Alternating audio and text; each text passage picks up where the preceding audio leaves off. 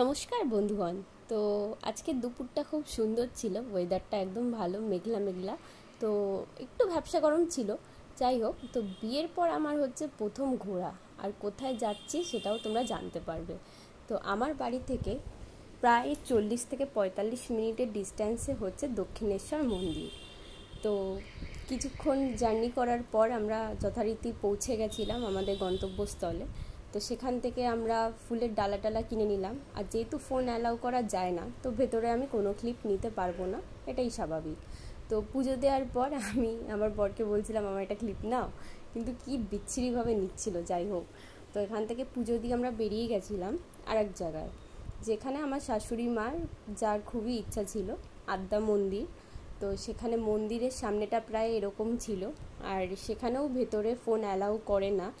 তো আমরা গিয়ে সবার প্রথমে ডালাটা কিনলাম, আর ডালাটা কেনার পর ওখানে একটা জায়গা থাকে যেখানে ডালাটা জমা দেওয়া হয়।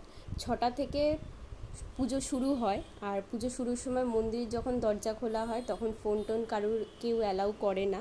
আর যথারীতি পুজো শেষে আবার ঠিক মন্দিরে আলো নিভে যায়, দরজা বন্ধ হয়ে যায়। তো পুজো দেওয়ার পর মন টন ভালো হয়ে গেছিলো, খুব ভালোও লাগলো। তো এখানেই শেষ করি।